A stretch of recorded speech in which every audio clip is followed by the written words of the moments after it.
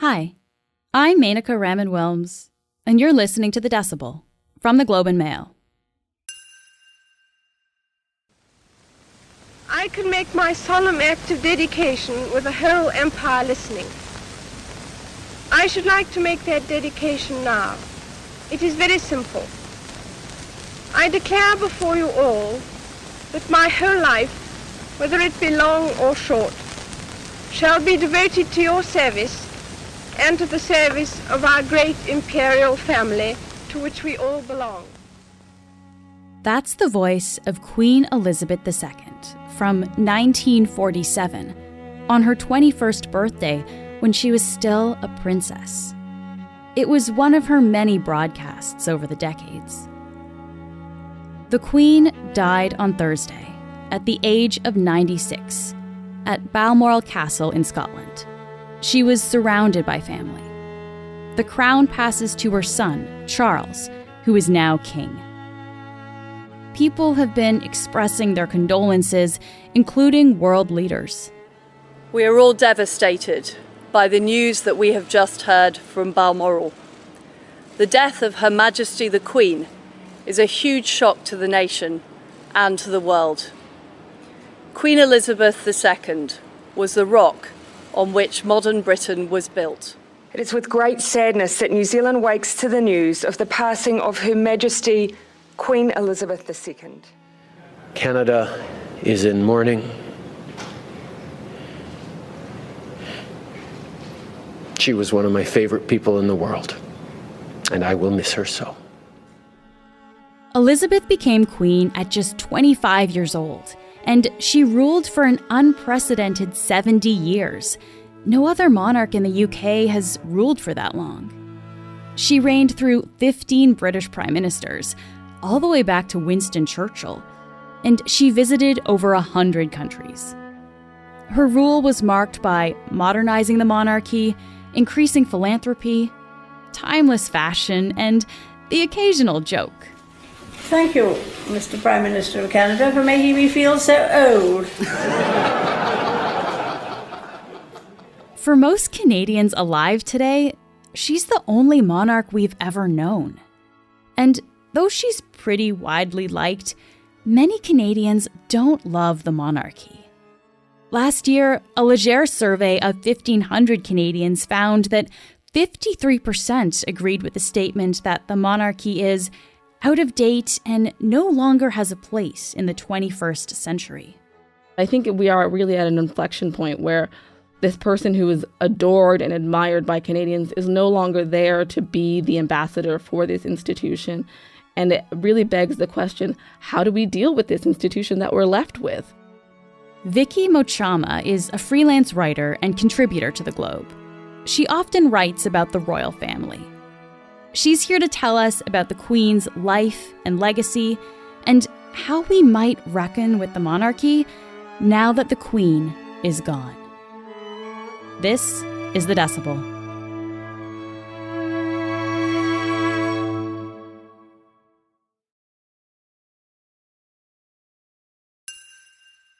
Vicky, thanks so much for chatting with me today. You're welcome. It's a pleasure. Let's just start with a little bit of backstory about the Queen here. How and when did she actually come to power? Queen Elizabeth II came to power in 1952 when her father, King George, passed away. And she was actually on tour in Kenya at the time. And so she acceded to the throne when she was actually outside of Britain. And it wasn't until about a year and a half later that she was crowned queen in the coronation. And so it was an interesting time.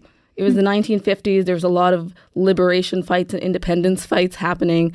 And it was a very heady time in global politics. And so to have a new queen, especially a young queen at that time, would have been fascinating for millions of people. And why was there such a delay from when she was actually declared queen to her coronation?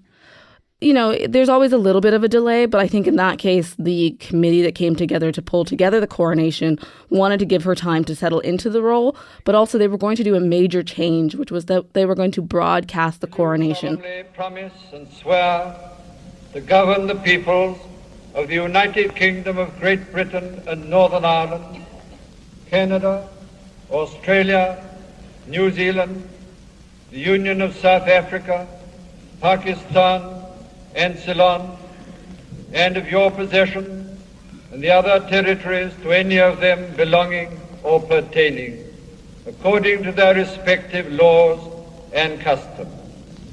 I solemnly promise so to do. Which had never been done before, and the royal family hadn't really engaged with the modernity of television in the dawning of the television age. And so this was their first big strike, and that gave them time to really practice and get right the coronation.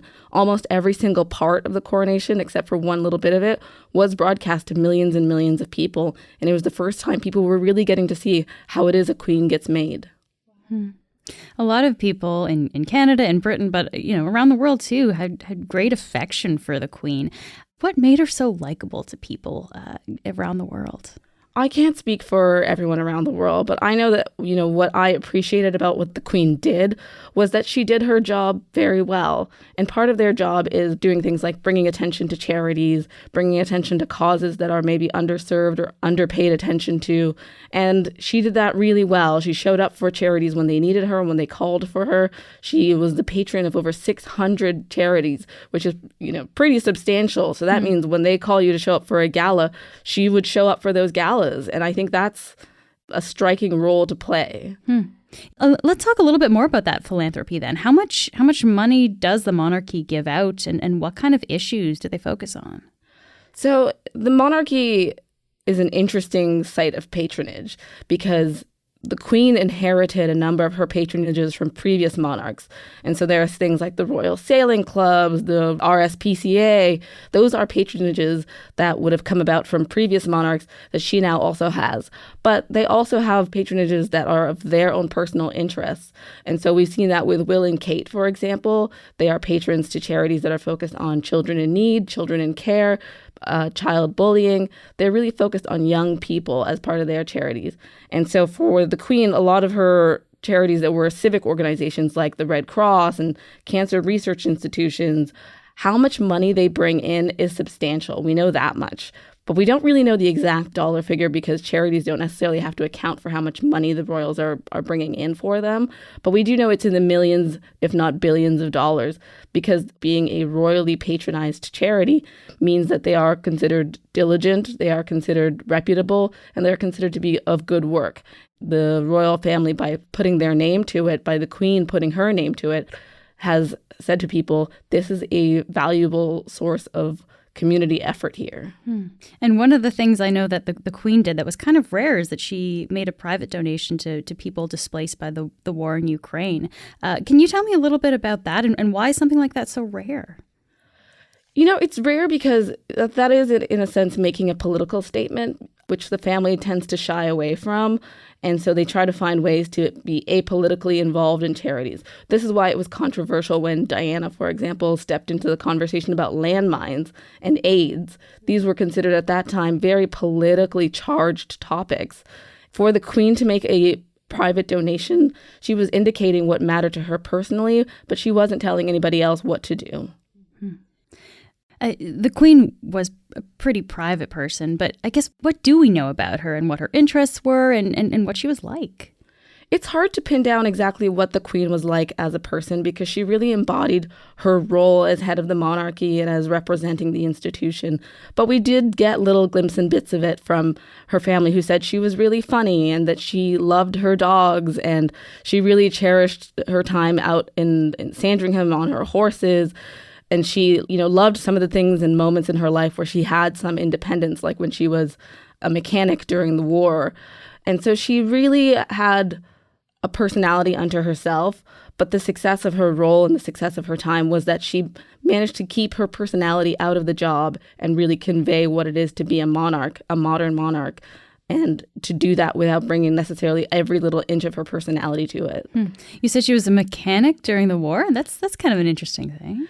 Yeah, so she served in the auxiliary during the war where she learned how to be a mechanic. And unlike lots of other families, the royal family did not send away their daughters overseas to be safe during the war. They were kept in Britain and they were asked to take on roles, which they eagerly did, serving and participating in the war efforts. Queen Elizabeth II was on the throne for decades. How did she bring the monarchy into the modern era here? A lot of the work that the monarchy did to come into the modern era came about not just from Queen Elizabeth II, but also from a lot of what Prince Philip did. He was really pushing the monarchy to be involved in technology. You know, if you think of the 1950s, 60s, and 70s, it's a huge technological change happening. And Prince Philip, we'll just say, is her late husband. And he was real, because he had experienced so much turbulence in his upbringing as a member of a sort of lower royal house, but a royal house nonetheless. He understood what it meant for royal families to not be as engaged in the conversations that were happening around them and what that kind of distance can do to royal families. And so he really pushed the families to be more modern. For example, there was a behind-the-scenes documentary showing the royal family. The only thing that they could notice with Queen Victoria was that she was just trembling the slightest little bit as all this was going on, but she never gave any sign. And afterwards, of course, there was a tears poured down her cheeks. She had this incredible control. She did be able to do that. In the internet age, they've been some of the first to embrace technology. They were very early on social media. The royal family has really tried to join with people where they're at and to meet with the average person as often as possible. Another innovation that the Queen invented is the royal walkabout. So when you see the royals, shaking hands with people on the street, that wasn't something that they did. They used to in the past just drive by or wave at people from their cars or from their chariots. But it was the Queen's actual innovation to say, I'm going to walk up to these people and shake their hands. I believe she did this on the royal tour of Jamaica, and she was going to shake hands with people directly. And that was a relatively new innovation. So there's been steps to modernize and to bring the royal family closer to the average person. This is interesting, too, because you mentioned at her coronation, of course, that was the first coronation that was televised. So kind of right from the beginning, there was maybe a different attitude towards her or kind of a different level of connection that people may have felt with this queen. Absolutely. And we see this in, poll after poll that says that no matter what the politics of the moment are for the monarchy, the queen herself was admired all the way through. We see that in polls all the time. In a 2016 Angus Reid poll, the Queen remained remarkably popular, even though there were beginning to be questions about whether or not Canada wants to be part of the monarchy. In a 2022 Angus Reid poll, and I'm sure this is happening now, 60% of Canadians said that they would be hugely affected by her passing. And so the Queen has remained an incredibly popular figure regardless of what has happened. And part of that is because she did her job well, often with very little controversy. And what do you mean by she did her job well? What does that entail? The monarchy is meant to embody national unity, and they're meant to be representative of the state of the nation.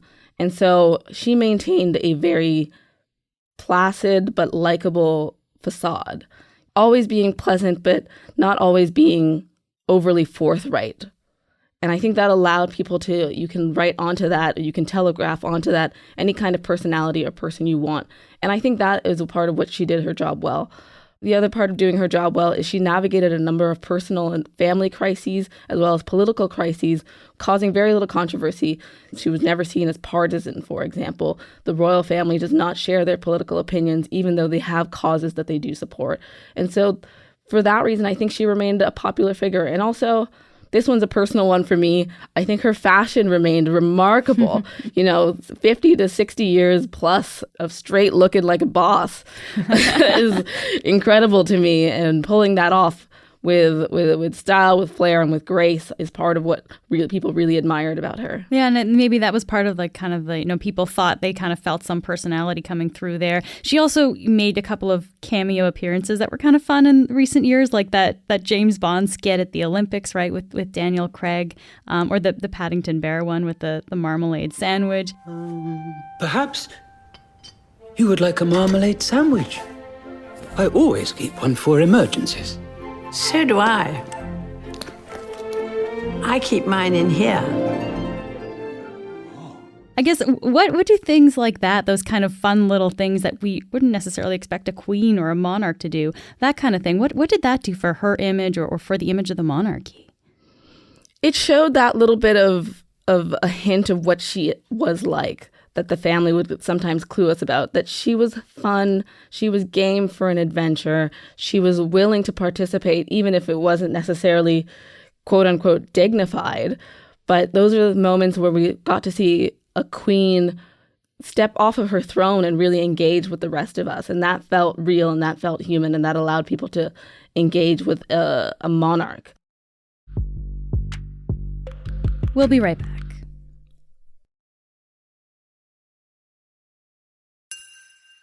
It's interesting. We're talking about how, like, you know, people kind of felt like they knew her throughout some of these different things. And I think about the Netflix show, The Crown, right? Like when I watch that, I kind of feel like I have a sense of this person, even though, of course, it's still from quite a distance. I wonder about that show in particular. Like, what did The Crown do for how people viewed the Queen? That is such an interesting question. I think it has given people an insight into what the job is like and what it is for the Queen to be part of what is called the firm, which is the institution of the monarchy and the institution of the family, versus the push and pull of being a person in that family versus what it's like to try to be a mother or a grandmother in that setting. That show, I think, has opened the door for questions about what the monarchy is and what it can do, but also about some of the harms that have been levied by that institution or the institutions surrounding them, but also what kind of harms they've done to themselves is really, you know, the questions that come up for me when I'm watching The Crown. It's turned me into a bit of a, you know, having seen, I guess, too much of the sausage being made, I now think, oh God, maybe this isn't, you know, the charming celebrity institution I once thought it was. Well, so let's talk a little bit about these harms then. I guess for you personally, since you mentioned it, like how is the way that you think about the monarchy and the Queen, how has that changed and maybe developed over the years then? I always thought of the royal family as just kind of charming celebrities that I could keep up with. I could no longer keep up with whatever new starlet was out and about, which pop stars were doing what, but I could keep up with the royal family because their celebrity news tended to be slow. They would maybe have one or two interesting events for them in a year. However, when we start to look around the world and we start to look at up close at some of the harms that we're trying to untangle in this country around reconciliation, around colonialism, around the impacts of those institutions, you can't pretend that the royal family and the Queen weren't involved in that. I think it's very hard to remove them from that equation. Yeah, because there's, of course, the long history of colonialism. How do we see that legacy, the legacy of colonialism, play out in the current monarchy? I think we see that legacy play out in some of the challenges that, for example, Harry and Meghan had around dealing with the firm, as they called it, and that caused them to leave the family because they needed the protection from some of the racism that was being leveled at them by the media institutions, but also just the difficulty of trying to modernize an institution that is still, for all of its modern changes, quite slow moving. You know, they tend to be like a microcosm of what it is our world is like. If we're trying to untangle racism on these granular levels in schools, in our workplaces, in our families, and the royal family, with all their money, all their wealth, all their access, all their power, is unable to untangle racism from inside its own institutions, how are the rest of us meant to move forward? How are the rest of us supposed to struggle? And I think that's really the question that raises for me, that they are still struggling with being part of a modern era, and in an era where we're asking people to be accountable for the harms that they've caused. And this is making me wonder about former colonies too, like Canada, like a lot of places around the world. What about the role of the monarchy in former colonies, especially now, given that the Queen is no longer around? How should us in former colonies, I guess, kind of view this moment in time? I think this moment in time is an inflection point. It's one that's been on the way for quite some time. For example, in 2021, Barbados left the Commonwealth and became a republic, and the Queen is no longer their head of state, and now they have an elected head of state. And there's at least 6 other Caribbean nations, if not, you know, several more now that are considering that same process of becoming a republic and abandoning the monarchy. In Canada, that may or may not be popular. That may or may not be what happens next. But I think we are really at an inflection point where this person who is adored and admired by Canadians is no longer there to be the ambassador for this institution. And it really begs the question, how do we deal with this institution that we're left with? Mm-hmm. Yeah, because I think, frankly, I think a lot of Canadians, I think a lot of people probably would say, I don't really have any connection. This just doesn't really affect me in any way. So I guess there's maybe a danger of kind of the monarchy maybe becoming obsolete or not as relevant to a lot of people. Yeah, and I think that's the thing that they've struggled with. They try to do their tours, visiting a variety of countries, especially countries that are part of the Commonwealth. But, times do change and things do progress with or without them. They're firmly embedded in our Constitution, so it would be very difficult to untangle. It would also be very difficult to untangle because when we're looking at questions of reconciliation with Indigenous peoples, many nations, their primary relationship, or their treaty relationship is with the crown. It's with the monarchy. And so even if we were to discuss removing them because of the Queen's passing, there's a whole set of people for whom that relationship is where power is embedded, and that's where trust is embedded and has been broken and needs to be reconciled with. And so it's a sticky question. It's how do we move forward? But at this moment, I think what we can look at is that the Queen herself was incredibly admired for the work that she did. However, it's a moment in time to really ask ourselves the big questions about the work we need to do next. Yeah. If I can ask you, Vicky, how do you think about this? Because you've thought a lot about the monarchy over time. How do you think about the history that we have with the institution versus the family, or how those things connect or maybe don't connect in ways? For me, I think it's striking that Queen Elizabeth ascended to the throne when she was visiting Kenya, which is where I'm from. And there, the British were brutal. They were a horrifying colonial force, and independence did not come about easily. And so I think of it personally. It connects to me deeply because maybe I once thought of them as charming celebrities, but the more I begin to know and understand my own family history, the history of colonialism in Canada, the more I don't think of them as these kind of anodyne, pleasant figures. I think of them as the institutions that they represent. And the institutions that they represent have been incredibly harmful and owe something to the people that they've harmed, whether that's a question of reparations or republicanism or some other form of moving forward. I'm a lot less charmed by the institution as I once was, but I still think that I've seen some value in them as a stabilizing force for democracy. And so I'm conflicted as always, as ever. And I know that I appreciated the Queen for what she did, not just in the work that she did and the fashion that she brought forward. Shout out to wearing a kitten heel in your 90s. But I really appreciated that the Queen navigated a lot of these tensions, not always perfectly, not always easily, but she definitely managed to stay the course. It's hard to tell in moments of change like this, but I guess how much lasting interest do you think there will actually be in the monarchy now that the Queen is gone? I'm not sure, because Charles, for example, is not as popular as his mother was. A 2016 Angus Reid poll found that 46% of Canadians wanted to recognize Charles as king, which means less than half the country wants to recognize Charles as king. Some are more attached to Prince William, so who knows? I don't know if the royal family is making decisions based on Canadian polling firms, but it's one way to go. But it does tell us how Canadians are starting to feel about the monarchy, it's a little bit less of a permanent force in their lives. And even in the wall-to-wall coverage we're having of the Queen's death, they may feel an emotional distance from it. They may feel it has no application to their lives. And I wouldn't say that they are incorrect to analyze it that way. Vicky, thank you so much for taking the time to speak with me today. Thank you so much. That's it for today. I'm Menaka Raman-Wilms. Our producers are Madeline White, Cheryl Sutherland, and Rachel Levy-McLaughlin. David Crosby edits the show. Kasia Mihailovich is our senior producer, and Angela Pacenza is our executive editor. Thanks so much for listening, and I'll talk to you next week.